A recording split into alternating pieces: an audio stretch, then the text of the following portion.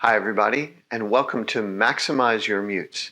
My name is Dr. Thomas Bou, and I'm director of the Wind Symphony at Northern Illinois University. We're about an hour west of Chicago. I also conduct the Fox Valley Brass Band, again based in Aurora, Illinois, in a western suburb of Chicago. In both ensembles, we use a lot of mutes for our brass section. So in that capacity, I'm coming to you today as a Dennis Wick ambassador. The whole purpose of a mute is to change the tone color of the instrument. The two instruments that primarily use mutes are the trumpet and the trombone, so that's what we'll focus on today. Anytime you use a mute, it always affects the intonation of an instrument because you've effectively changed the length of the instrument. However, the two most common mutes, the cup mute and the straight mute, actually have opposite effects on the intonation of a brass instrument. If you didn't know that, stick around and watch and learn how to fix that. All mutes do three things. First and foremost, as we said, it changes the tone color of the instrument. That's our primary goal. But they also change the intonation of the instrument and may also change the response of the instrument, how it feels to the player. A really well-designed mute, like those made by Dennis Wick, maximizes the shift in tone color, you get a really great sound, but minimizes the changes in intonation and changes in response. So that's the point of a really well-engineered mute like a Dennis Wick. You get the best possible sound, but minimize changes in intonation and minimize changes in response. So it sounds great and it feels great. Hi, my name is Chris O'Hara, and I am a Dennis Wick performing artist and clinician trumpet player. I perform with the Alliance Brass, and I am the trumpet professor at Elmhurst University. Today, we're going to talk about intonation with mutes. The first thing you want to do is you want to make sure that you are in tune.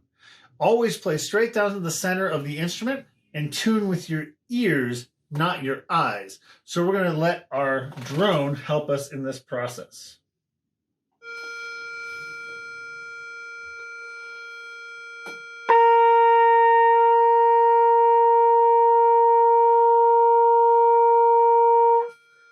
Excellent.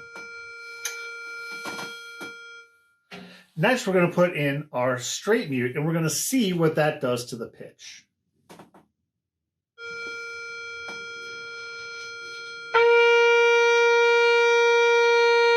You can hear the pitch went up just a little bit. The great thing with Dennis Wick mutes is that they are specifically engineered with intonation in mind, so you just need to make a slight, subtle adjustment.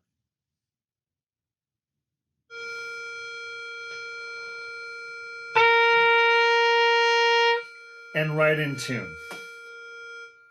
So then let's see what happens when we change from our aluminum straight mute to a synthetic straight mute.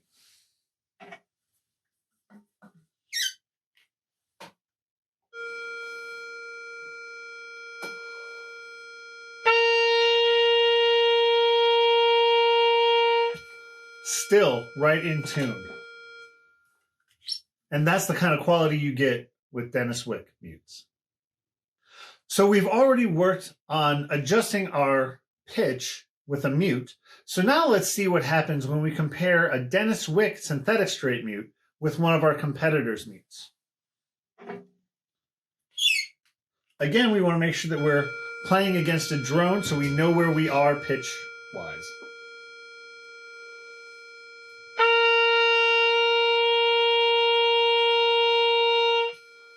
Right in tune.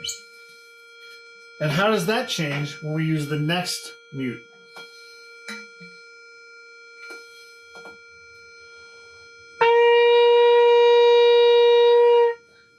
You can hear immediately how far out of tune that is.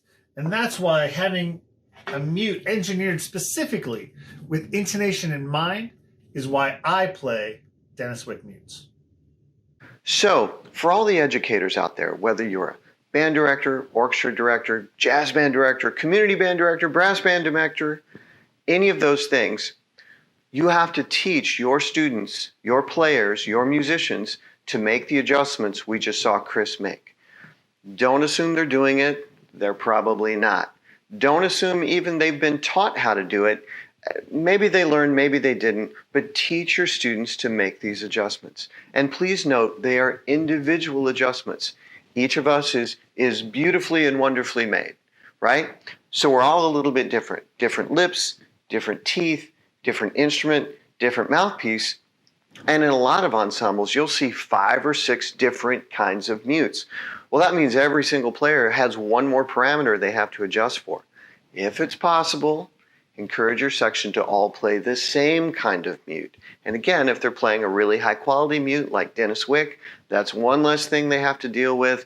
That means everybody can be making much more similar adjustments and they're going to get a much better sound. All right, now let's repeat the process with the cup mute. Chris, back to you. So we've already talked about what happens when you tune with a straight mute. Let's see what happens when we tune with a cup mute. First, make sure your instrument is in tune.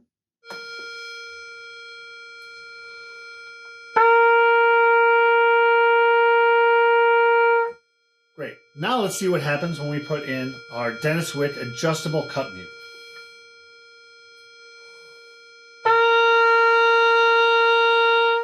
So the pitch is just a little bit low, but it's still pretty close to in tune. So all we have to do is pull our tuning slide in just a little bit.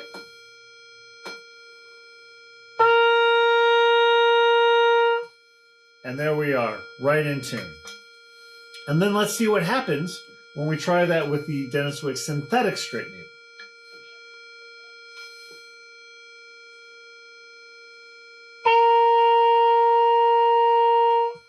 Still right in tune. And that's why I use Dennis Wick mutes. All right, now we've seen how to adjust the straight mute and the cup mute. I have one further thought as both a conductor and a composer. Let me encourage everybody to be really particular, really picky with mute selection. Follow the score. If the score calls for a straight mute, please use a straight mute. If it calls for a cup mute, please use a cup mute or whatever. In my work at NIU and in my work as a Dennis Wick ambassador, I have the great pleasure and honor to work with a lot of bands as a guest conductor, a clinician, an honor band director, an adjudicator, evaluator. It is all too common to see students sitting right next to each other, one using a straight mute and one using a cup mute. That creates all kind of problems. First, it washes out the tone color change that we're trying to achieve.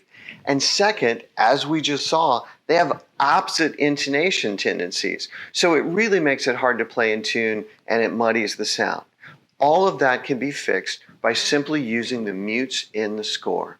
So let me encourage you to do exactly that. Again, band directors, educators of all sorts, make sure your students are using the same mute and the mute called for in the score.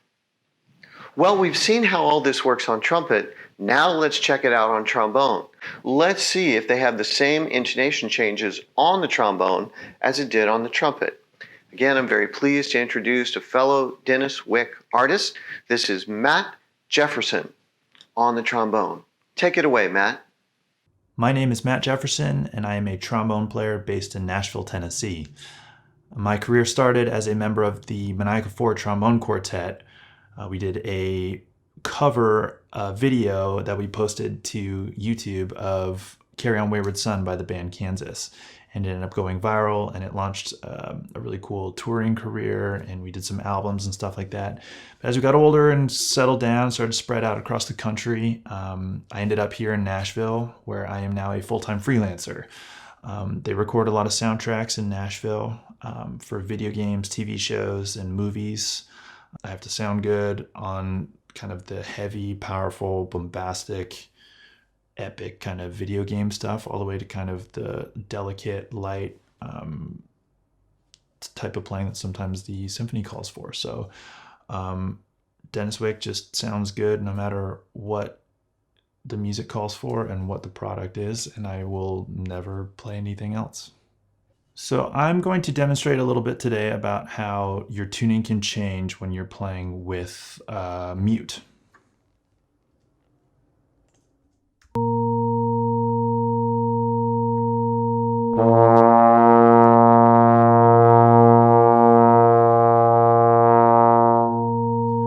So as you can hear, that's pretty much in tune. So when I put in the mute, and I've actually wet the corks, because if they're dry, it can squeak when it comes out.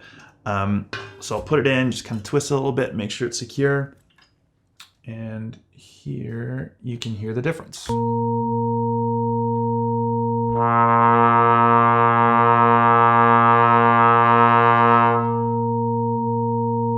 Now that still sounds pretty good to me, but it was just a little bit sharp to my ears.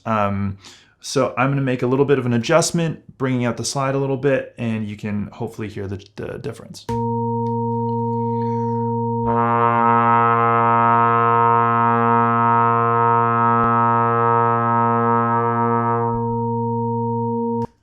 So it wasn't a huge change, maybe like, I don't know, just 1/8 of an inch or something. And you'll get some people who make the changes up here. I never do, just because essentially you're holding a tuning slide, and I don't think sitting in the middle of, of a concert or a recording session to make all these adjustments up there is necessarily the most practical or, functional way to do life and music and stuff. So I just try to make all the adjustments, honestly, as unconsciously as possible. I just know that I just trust that my horn is in tune, and then I trust that, like, if it sounds sharp, that my hand will kind of make the adjustments that it needs to without me necessarily like paying too much attention to it. So when you're using a cut mute, everything is essentially the same as with a straight mute, except in the opposite direction. So whenever I put the mute in, my pitch will drop a little bit.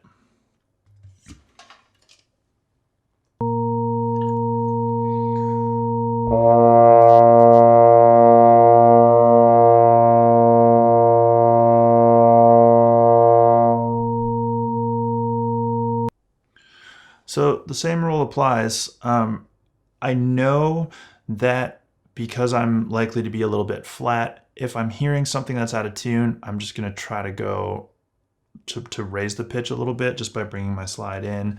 Although I try not to think too much about it, because I want my attention to be elsewhere, kind of like listening to other instruments so I can be blending. So I want to essentially pay as little attention to myself so I can spend as much time as I can listening within the room, because that's what makes music fun. I have one more thought for the music educators and the players out there. In music, the term mute refers to a change in tone color, not a change in volume. When you mute your cell phone, that means the sound is gone. But muting a brass instrument requires a change in color, not necessarily a change in volume. In fact, it's entirely possible to write forte but muted. Normally that would be with a straight mute. What I'm saying is make sure that you're playing the dynamic indicated in the score. If you're a player and the part says forte, you'll have to move some extra air to get the muted sound to be forte, but that's what the composer wanted. If you're a director and evaluator, if the part says forte, make sure that they are playing forte into the mutes. So again, mute is a tone color indication, not a volume indication. Let's make sure we observe that carefully. Bottom line, the right mute, in tune, at the right volume, sounds spectacular. Let's get that sound. Here's the takeaway I'd love for you to have from today. First, the best mutes provide the best sound, the best intonation, and the best response for your players. That's why I encourage my students at the university, the adult players in the Fox Valley Brass Band, to use a great mute like Dennis Wick. It really is worth the investment. Learn more about Dennis Wick via the Dennis Wick app, or again, reach out to Mary or me for more information. Thank you so much, and keep playing.